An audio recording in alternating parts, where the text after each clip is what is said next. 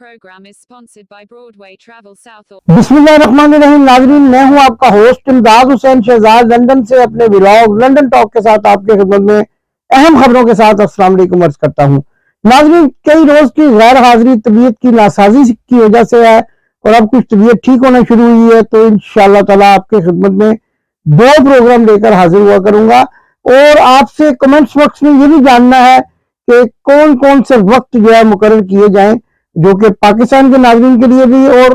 Overseas television के overseas पाकिस्तानियों के लिए भी मुनासिब हो। कमेंट्स बॉक्स में जरूर बताइएगा। आज मेरे पास बड़ी अहम खबर है मियां नवाज शरीफ की जिंदगी के बारे में, उनकी जान को जो खतरात है और जिस किस्म की रिपोर्ट आज सामने आई है उसके बारे में एक बहुत अहम खबर मेरे पास है। कौमी असेंबली का इजलास भी शुरू हो चुका है, जब तक आप ये प्रोग्राम देख रहे होंगे, और हलफ बर्दारी भी हो चुकी होगी। पीटीआई के जो कारकुनान है और उनके जो एमएनए है उन्होंने भरपूर एंट्री दी है। इसी तरह खैबर पख्तूनख्वा में भी पीटीआई के ढोल बजाते हुए कारकुनान जो हैं वो मीन गंडापुर के साथ असेंबली में दाखिल हुए और कार्रवाइयां जारी हैं। तो नाज़रीन, जब तक आप ये प्रोग्राम देखते हैं उस वक्त तक तो ये सारे मामला चल रहे हैं, लेकिन अंदर की खबरें क्या हैं आज मैंने आपके सामने रखनी है। मौलाना फजलुर रहमान को गिरफ्तार कराने की क्या साजिश की जा रही है, और इसके साथ साथ एक बड़ी रिपोर्ट सामने आई है जिसमें ये कहा गया है कि मियां बीमार शरीफ पर आइंदा 1 हफ्ते के दौरान कातिलाना हमला हो सकता है। कौमी सलामती के इदारों को मिलने वाली इस रिपोर्ट के मतन में ये बात भी ज़राए से बताई गई है कि मियां बीमार शरीफ को कहीं मूव करने के दौरान इंतहाई एहतियात की जरूरत है और उन पर किसी भी वक्त कातिलाना हमला हो सकता है। ये बड़ी खबर है, कोई टीवी चैनल में दिखा रहा है, और उसके साथ साथ एक अहम जो है वो टॉक की है हामिद मीर ने, और बहुत दबंग अंदाज में उन्होंने ललकारा है एस्टेब्लिशमेंट को और ये भी कहा है कि तुम्हें पाकिस्तान छोड़ना पड़ेगा, हम पाकिस्तान नहीं छोड़ेंगे। आइए सबसे पहले हम आपको हामिद मीर की वो आज की दबंग तकरीर दिखाते हैं जिसमें उन्होंने एस्टेब्लिशमेंट को ललकारा है और ये कहा है कि अगर तुमने सहाफियों को पकड़ना है तो जो तुम्हारे पास लिस्ट मौजूद है एक ही मरतबा सबको पकड़ लो, हम तैयार हैं और हम तुम्हें इसका भरपूर जवाब देंगे। आइए ये वीडियो मुलाज़ा फरमाएं, उसके बाद मैं आपको मुकम्मल तफसीलात बताऊंगा मियां बीमार शरीफ और मियां नवाज शरीफ पर कातिलाना हमले के क्या मामलात हैं और क्या होने जा रहा है। मौलाना फजलुर रहमान को गिरफ्तार करने का हुक्म किसको दिया जा चुका है, और इसी तरह इमरान रियाज की जो सलामी है अब उसके नताइज आगे चलकर क्या निकलेंगे, और सहाफियों में भी बड़ी गिरफ्तारी किसकी होगी। वीडियो मुलाज़ा फरमाएं और फिर हम इन तमाम खबरों पर बात करते हैं। आओ हमें गिरफ्तार करो, आओ हमें गिरफ्तार करो, आओ हमें गिरफ्तार करो। असद तूर को और इमरान रियाज को आपने गिरफ्तार कर लिया है, मैं उनकी रिहाई का मुतालबा नहीं कर रहा। मैं मुतालबा ये कर रहा हूं कि जो लिस्ट है ना तुम्हारे पास जिनको गिरफ्तार करना है उन सबको एक ही दफा गिरफ्तार कर लो। हमारा मुतालबा आज ये है, आओ हमें गिरफ्तार करो, आओ हमें गिरफ्तार करो, आओ हमें गिरफ्तार करो, आओ हमें गिरफ्तार करो। और अरशद शरीफ के कातलों की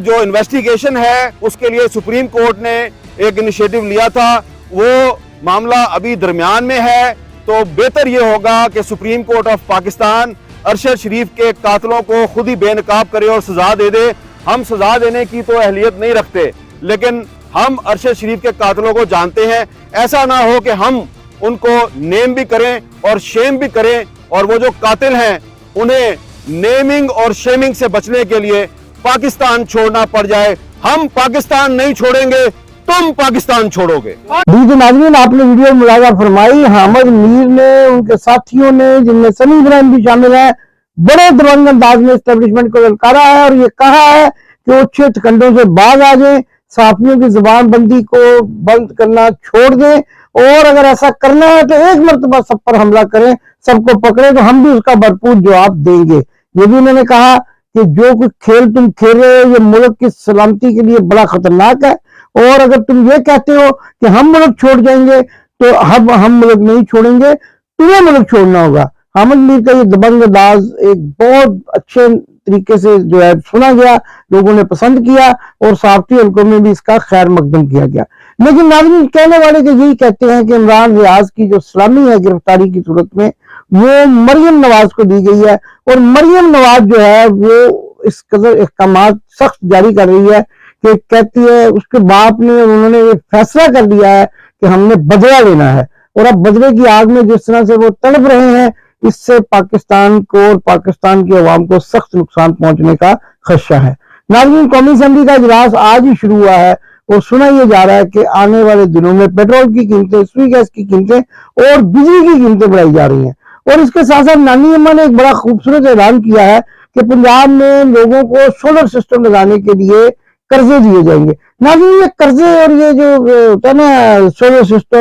سسٹم لگانے کے بڑے ماہر ہے۔ جو آپ کو یاد ہوگا انہوں نے موٹر وے بنائی تھی، پی وی ٹیکسی، کیونکہ اس میں کمیشن بڑا مل جاتا ہے۔ اگر آپ سیدھا کسی صارف کو 300 یونٹ استعمال کرنے والے کو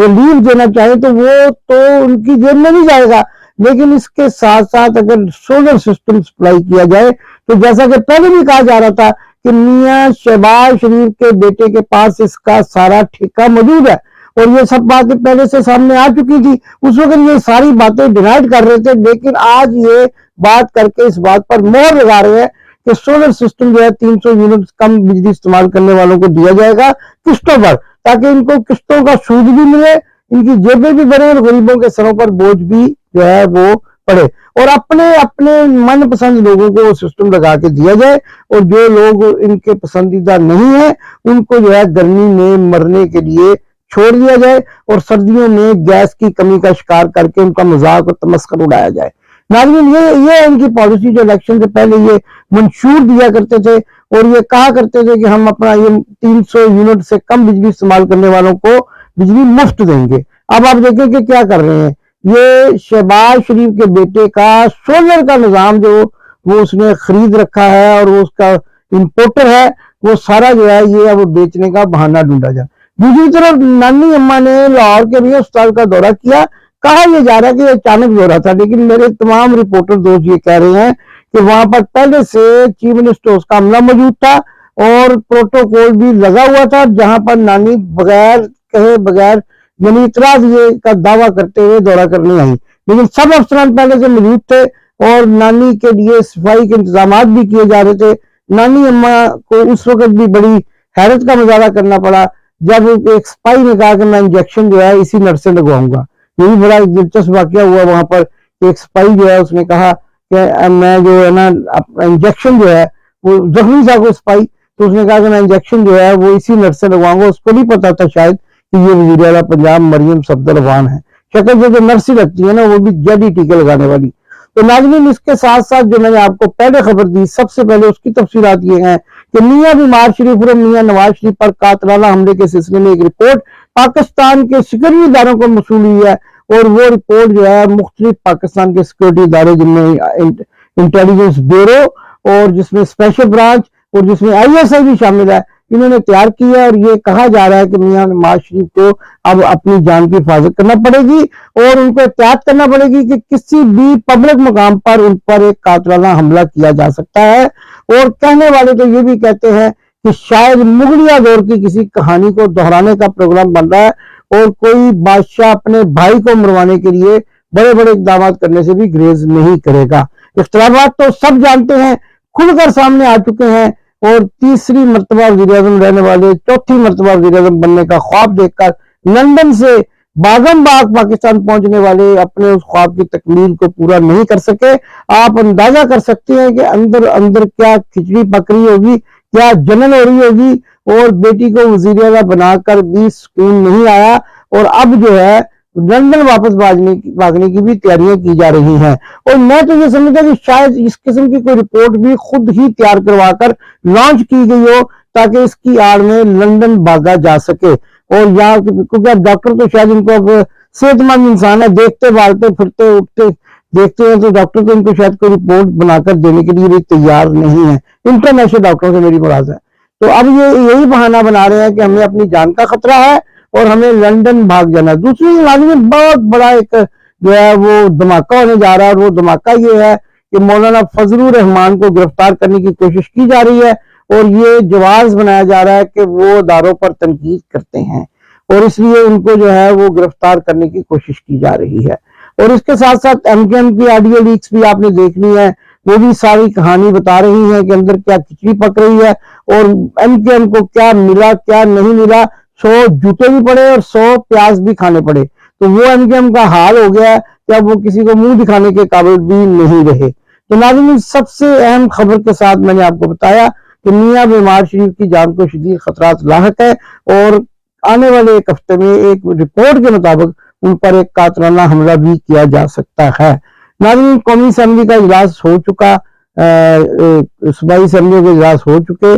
اب یہ بڑی اہم بات ہے کہ یہ اسمبلی کب تک چلتی ہے, کیونکہ جوتیوں میں دال بٹنے کا سلسلہ تو ابھی سے شروع ہو گیا ہے اور جوتیوں میں دال بٹنے کے ساتھ ساتھ بندر بانٹ پر لڑائیاں بھی ہو رہی ہیں اور آگے چل کر ایسی لڑائیاں ہونے کا امکان ہے کہ اب وہ اسمبلی جو ہے وہ میدان جنگ ہی بنی رہے گی. لیکن اس کے ساتھ ساتھ عمران خان کو یہ کریڈٹ جاتا ہے کہ اس نے ان سب کو ننگا کر دیا ہے اور اب یہ جب اسمبلیوں میں بیٹھیں گے تو بازی نظر میں ننگے ہو کر بیٹھیں گے, قرآن پر جھوٹے حلف اٹھائیں گے اور وہ وارداتیں ڈال کر جو جیت کر آئے ہیں اس کے لیے اپنا پردہ نہیں. اور ایک اور خبر بڑی اہم ہے جو آپ کے سامنے رکھنی ہے کہ اب انہوں نے ایک نیا طریقہ جو ہے 10 سے 12 سیٹیں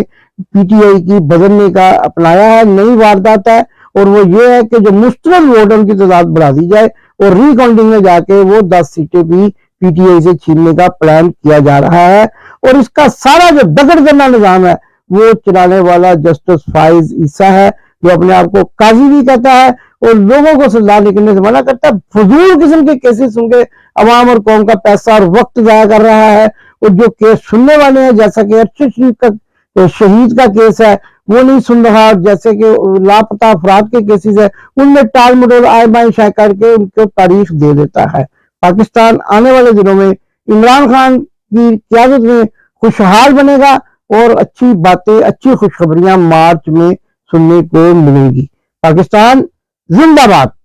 آپ نے ابھی تک ہمارا چینل سبسکرائب نہیں کیا تو ابھی سبسکرائب کریں اور بیل آئیکن کو کلک کر کے ہماری لیٹسٹ ویڈیوز کے بارے میں اپڈیٹ جانیں.